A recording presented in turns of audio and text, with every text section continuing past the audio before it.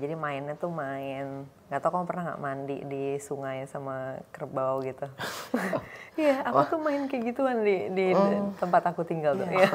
Dulu waktu aku umur 3 tahun katanya aku ngobrol sama genderuwo katanya di kebun pisang. Aku sendiri sih mengenal kata atau istilah itu tuh di bukunya Tan Malaka yang berjudul Madilog ya gitu.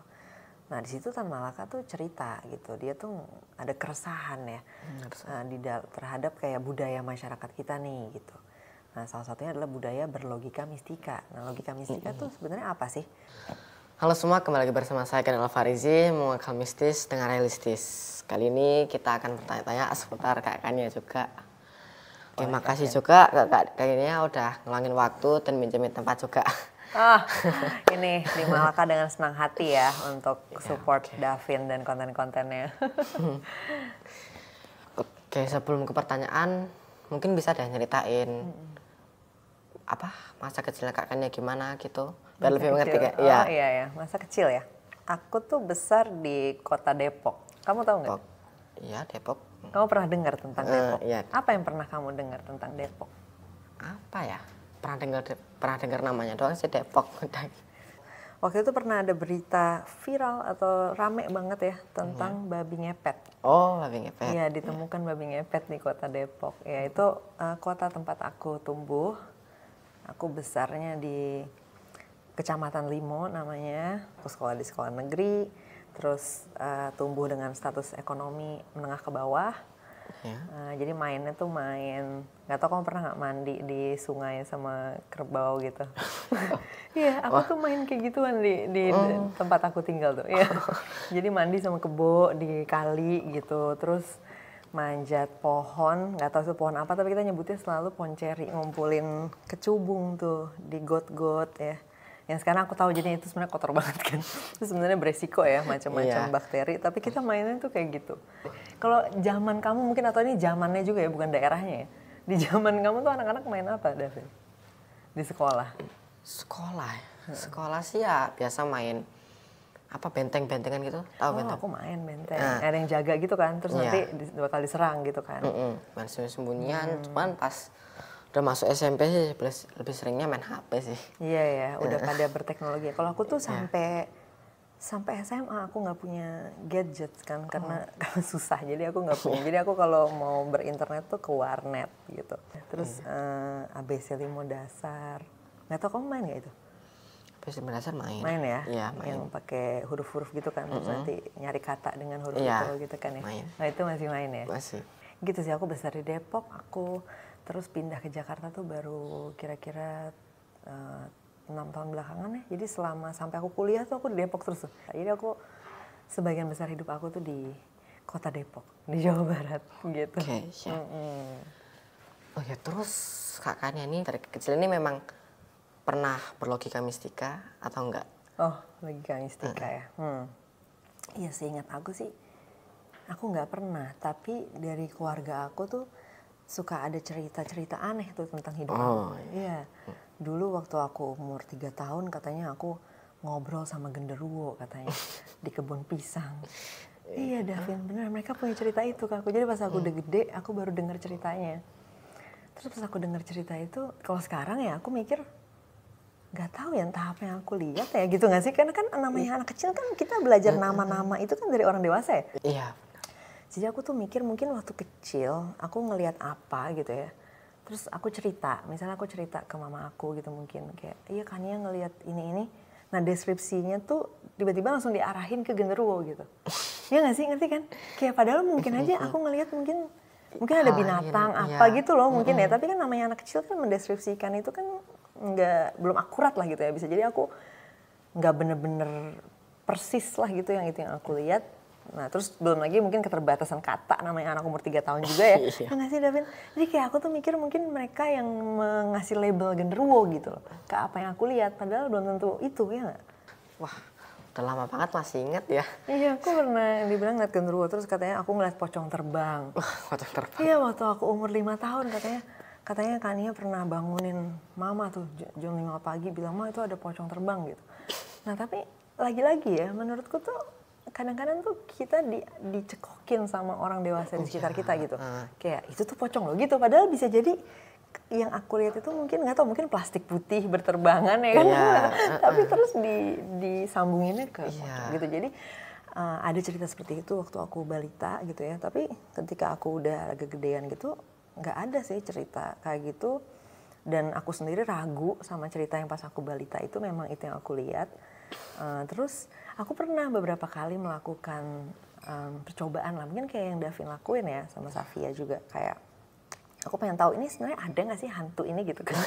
Jadi kata bude aku ke Pak Malik buka payung di dalam rumah gitu ya. Kalau buka payung dalam rumah katanya nanti bakal ada hantu datang gitu.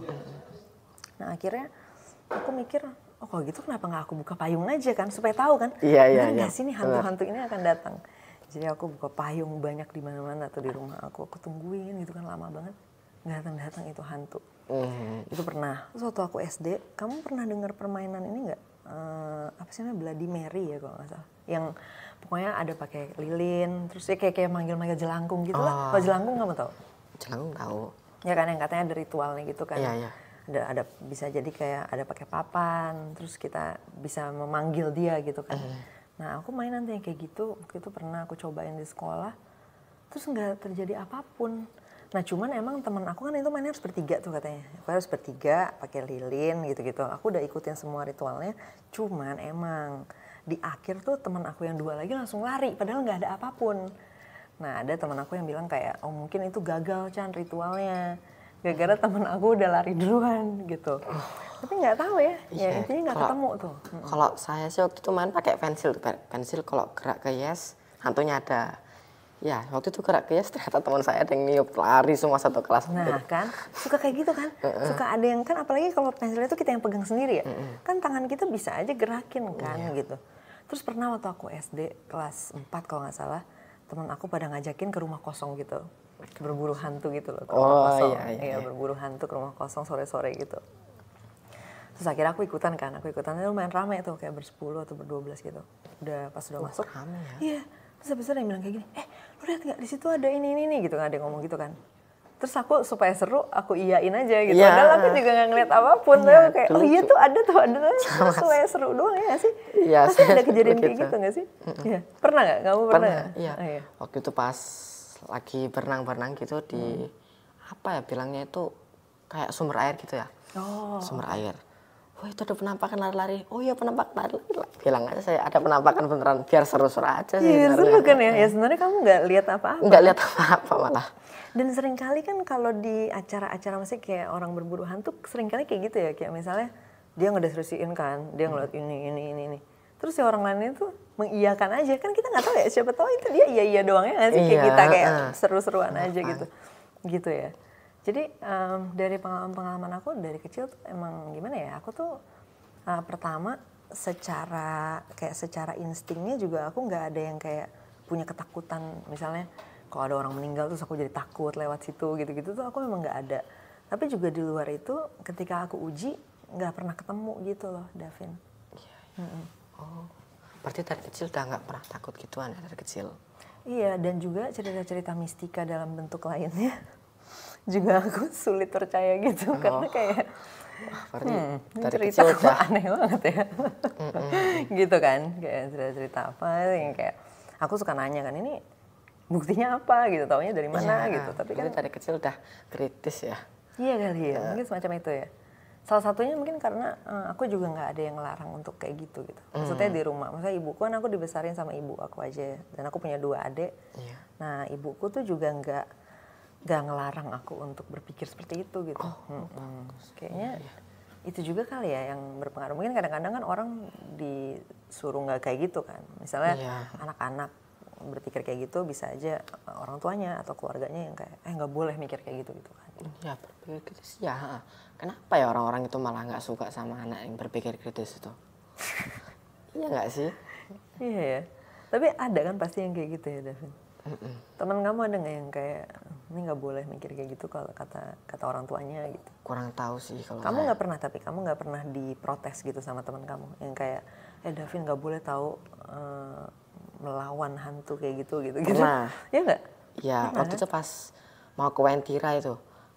Hati-hati Davin, kamu kalau ke sana hilang kamu nanti ke Nah, sana. itu pasti ajaran dari orang dewasa kan, Iya maksudnya sih. bukan dia mikir sendiri kan. Jadi ada ya teman-teman kamu juga Ada. bilang kayak gitu. Iya, aku juga dulu setiap kali aku bilang ya udah kita kejar aja ke kuburan gitu kan. Tapi pasti temen aku nggak boleh tahu kayak gitu gitu. Nanti kena bala gitu katanya, nanti kena bala, nanti kena ini kena itu gitu. Dan juga oh ya di Depok itu juga lumayan ada cerita-cerita santet gitu Davin. Oh, Ya ada cerita orang santet. kayak meninggal, ya nggak tahu kenapa gitu kan meninggalnya. Selalu ada cerita kayak itu disantet tuh gitu, itu dikirimin tuh gitu. Ada nggak cerita kayak gitu di sekitar kamu, ada juga nggak? Kurang tahu sih, kalau sekitar saya mungkin lebih kayak bisnisnya sih, kayak toko gitu. Wah ini nggak laku, mungkin santet gitu. Iya kan ya? Atau enggak yang laku justru dibilang ini kan? Ya. Ini mah miara nih gitu ya? Tahu miara apa ya? Miara apa sih? Kamu pernah nanya nggak? Apa ya nggak tahu sih miara apa gitu. Kamu pernah nanya nggak tapi masih ke orang dewasa siapa kita nggak ada ya? Aku sih di Depok lumayan banyak tuh cerita-cerita kayak gitu ya. Dan aku dari kecil emang kayak meragukan itu karena menurut aku kayak nggak ada apa ya, nggak masuk akal kali ya kayak ini penjelasannya kok kayak iya kan ya kayak aneh banget ya penjelasannya, nggak apa ya, nggak membantu juga nggak sih kalau misalnya penjelasannya kayak gitu kan kita jadi nggak punya solusi ya untuk masalah yang ada kan. Misalnya kayak tadi ada apa namanya restoran atau bisnis nggak laku gitu misalnya, terus jawabannya itu disantet atau enggak itu diguna-guna gitu kan, ya solusinya apa, nggak ada kan. Tapi kalau misalnya kita mikirnya oh ini bisnisnya gagalnya gara-gara mungkin kalau restoran kurang enak kali nih makanannya, kita jadi bisa bikin lebih enak dong makanannya gitu kan ya. Iya, ini langsung ngeklaim disantet kali apa. Parah sih. Bener, itu juga yang aku alamin sih selama aku tumbuh di kota Depok tercinta ya. Untungnya di Depok tuh sekarang ya menghasilkan orang-orang kayak Coki Pardede, jadi lucu juga ya. Ternyata Depok bisa menghasilkan itu. Bisa nggak Kak dijelasin logika mistika ini menggunakan bahasa yang lebih mudah? Soalnya kan konten saya kan memang bertujuan buat generasi saya gini. Iya, iya. Apa itu logika mistika gitu ya? Aku sendiri sih mengenal kata atau istilah itu tuh di bukunya Tan Malaka yang berjudul Madilog ya gitu. Nah di situ Tan Malaka tuh cerita gitu, dia tuh ada keresahan ya terhadap kayak budaya masyarakat kita nih gitu. Nah salah satunya adalah budaya berlogika mistika. Nah logika mistika tuh sebenarnya apa sih? Gampangnya logika mistika itu cara berpikir, ya kan logika kan cara berpikir ya. Gitu. Nah logika mistika nih gitu, cara berpikir yang dimana kita mempercayai sesuatu itu benar walaupun sesuatu itu nggak ada bukti ataupun dasar penjelasan apapun gitu ya, dasar penjelasan apapun yang bisa diuji gitu, yang bisa kita tes bareng-bareng nih gitu. Misalnya kayak aku bilang ke Davin, Davin kamu kalau masukin air ke dalam kulkas tuh jadi ke dalam freezer tuh jadi es batu loh gitu misalnya. Nah kamu tuh bisa nguji, kamu bisa ngetes itu. Kamu bisa masukin air ke dalam freezer dan kamu bisa cek jadi es batu nggak gitu. Nah kalau ternyata jadi es batu, bener nih omongan aku, ya kan. Kalau ternyata nggak jadi es batu berarti salah nih gitu. Tapi nggak tahu sih salah akunya atau kulkasnya rusak ya. Cuman maksudnya sama-sama bisa kita tes lah gitu ya. Nah sedangkan kalau logika mistika tuh nggak ada nih yang bisa dites gitu. Semuanya tuh penjelasannya di dalam dirinya sendiri gitu. Ya kan misalnya kayak ya ada kita kehilangan uang nih. Terus dibilang oh itu diambil tuyul. Tahu dari mana? Ya apalagi kalau bukan diambil tuyul gitu. Jadi kayak muter di dalam ceritanya sendiri. Padahal kan harusnya kalau kita mau buktiin ini hilangnya kemana kan harus ada pembuktiannya kan. Kayak bagaimana polisi melakukan pembuktian terhadap kejahatan gitu kan. Kan ada pembuktiannya tuh. Kenapa kita tahu bahwa oh ternyata ini misalnya pencurian gitu kan. Ada pencurian di bank gitu. Kita bisa lihat CCTV gitu kan. Ada buktinya gitu. Oh ini diambil gini. Kalau ini kan enggak ya gitu. Cuman ya diambil tuyul lah, udah pasti gitu. Udah pasti diambil tuyul, tahunya dari mana gitu. Ya nggak tahu gitu kan, nggak pernah ada penjelasannya kan.